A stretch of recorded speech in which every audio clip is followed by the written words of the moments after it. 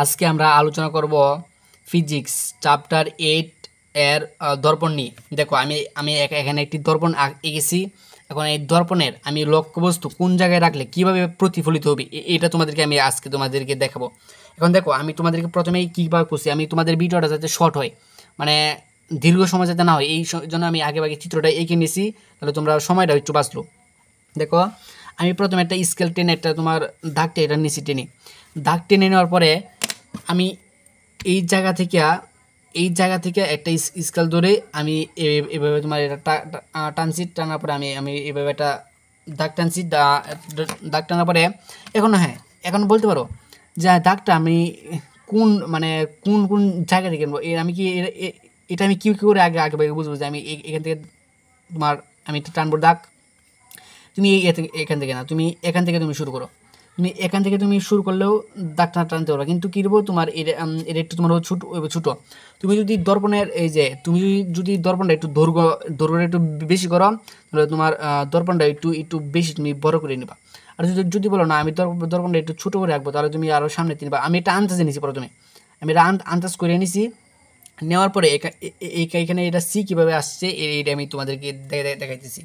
আমি আন্দাজের মাধ্যমে তোমার এখান থেকে এটা তোমার কাটছি, এখান থেকে এইভাবে তোমার এটা কাটছি। কাটার পরে আমি কী করছি, এই যে এটা তোমার মধ্যবিন্দু আঁকছি।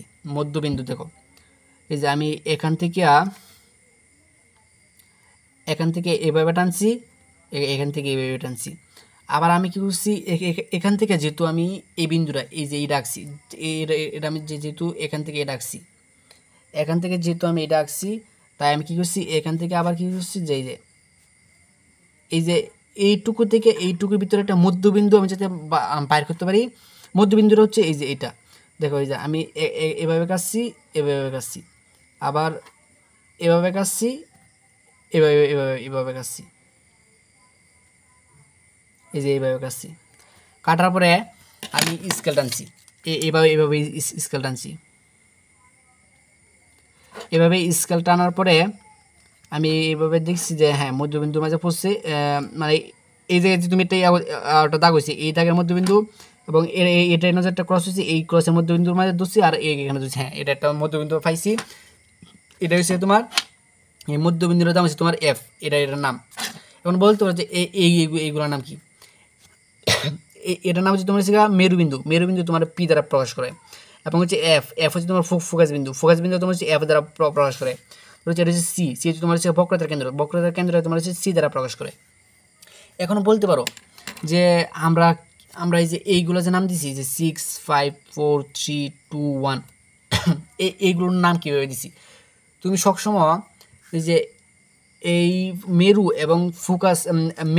এবং হচ্ছে বক্রতা কেন্দ্র এর মধ্যবর্তী যে স্থানে তুমি একটা মধ্যবিন্দু পাইবা, এটা দিবা এটা এফ এর নিচে সবসময় বই পাচ্ছে 5, সবসময় এফ এর নিচে 5, এটা ফিক্সড।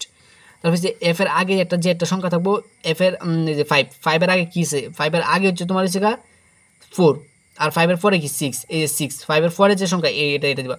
মানে তুমি ছোটো থেকে তুমি বড় আকারে তুমি সাজা দেবা। তাহলে এনে 5 হয়েছে, এনে হচ্ছে 6। তারপরে বলতে পারো এই 4 কীভাবে দিছি। দেখো আমি তোমাদেরকে দেখাই, এটা আর এটা থেকে তো এই মধ্যবিন্দু আমি বাইর করছি, তাহলে এইটুকু আর এইটুকু তোমার সমান, আর এইটুকু আর এইটুকু তোমার সমান, আর এটা ফিক্সড মান। এখানে তুমি এটা সি না সম্ভব এবার 3, এই 3 বসে দেখবা 3 পরে কী আসে সংখ্যা 5, 4 না। এইটুকু থেকে এইটুকু একটা মধ্যবিন্দু যে কোনো একটা স্থানে তুমি এই মধ্যবিন্দু বাইর করবা। মধ্যবিন্দু বাইর করে এখানে তুমি বসাবে 4, তাহলে এই যে 3, 4, 5, 6 তোমার সিরিয়ালাইজ আছে। তারপরে তুমি চিন্তা করবা 3 এর আগে কী আছে 2। এখন তুমি এই যে এইটুকু আর তোমার হচ্ছে সমান, এই যে এইটুকু আর এইটুকু তোমার সমান। আমি এইটুকু আর এইটুকু সমান করিয়া এনতে তোমার এই যে এইটুকু একটা আছে, এটা হচ্ছে তোমার 1, এটা হচ্ছে 1। কারণ এই যে এইটুকু থেকে এইটুকু সমান করে কাটতে পরে এনি সমান করি, এইটুকু আসি। এইটুকু তোমার কাটার পরে আমি এর পরে আছে কি 1, এইটুকু দিচ্ছি 1 এর পরে আছে কি 2, এই যে আমি এই 2টা তোমার এখানে তোমার বসেছি। তাহলে তুমি বুঝো যে এইগুলা কীভাবে বসেছি।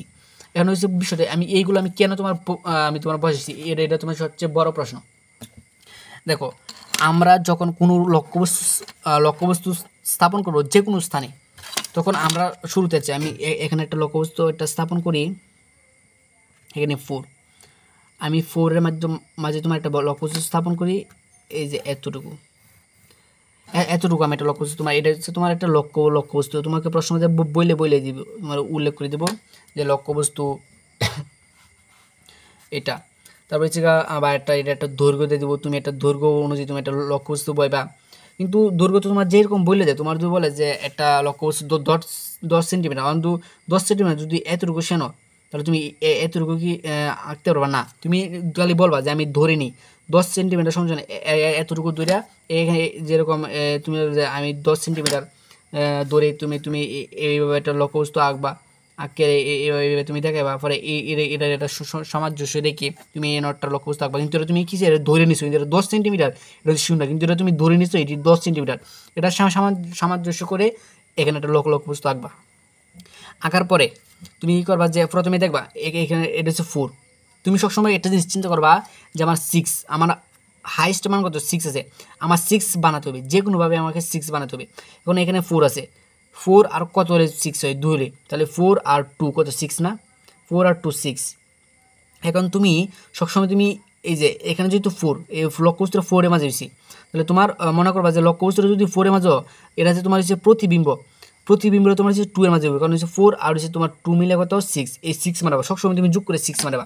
আর দেখো এই যে 5, এখানে হচ্ছে দুটি লক্ষ্যবস্তুটা আমি এই লক্ষ্যবস্তুটা এই যে স্থাপন করতাম, হচ্ছে 5 আর হচ্ছে এই যে 1 6, তাহলে হচ্ছে আমার প্রতিবিম্ব ফাইলাম আমি এনো। আর যেহেতু আমি এটা 4-এর মাঝে স্থাপন করছি, তাহলে আমি প্রতিবিম্ব আমি পাইবো এনো।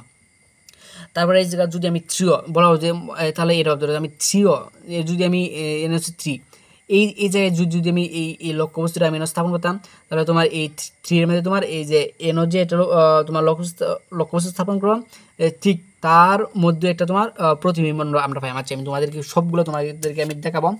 আমি আগে এটা আঁকি, দেখো এই যে তুমি কি করবা, এই যে এটা সমান করি, আমি এটা কতটুকু আঁকছি, দেখো আমি এটা এইটুকু আঁকছি, আমি এইটার কী করবো, আমি এতটুকু আমি এটাকে নেব কাটি, মানে এটা মানে এই যে এটা সমান করে এনো আঁকবো, যাতে তুমি এটা যাতে মিল করে যাতে তুমি এটা আঁকতে পারো।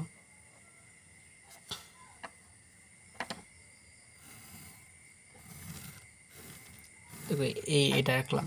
এখন এখান থেকে তুমি বলতে পারো যে এখান থেকে আমি আঁকছি, মানে এটা কোন দিক দিয়ে ফেলবাম, আমি কি এটা এই দিক দিয়ে ফেলবাম, এই যে এই দিক দিয়ে ফেলবাম, নাকি আমি এই দিক দিয়ে ফেলবাম, না এই দিক দিয়ে, নাকি এই দিক দিয়ে, নাকি এই দিক দিয়ে।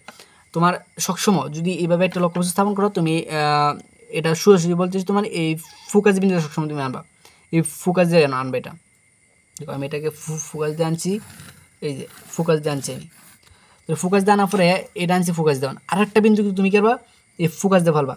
প্রথমে এসে তোমার প্রধান অক্ষের সমান্তরাল করে ফোকাস বিন্দু দিয়ে তোমার এটা তোমার আইব, ফেরত আইব।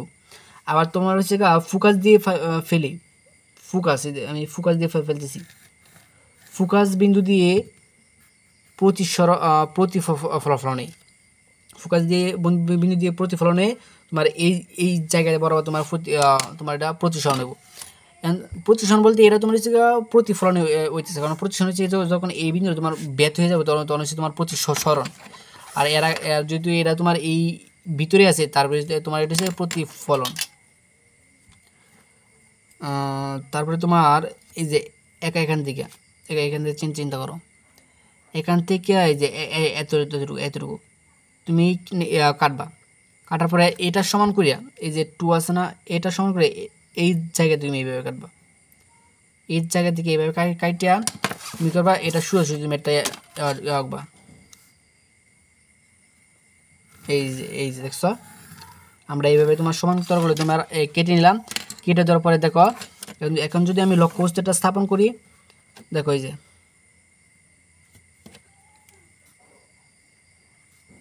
দেখছো, আমার এখন তোমার এই জায়গায় এসে তোমার মিলছে, দেখছো।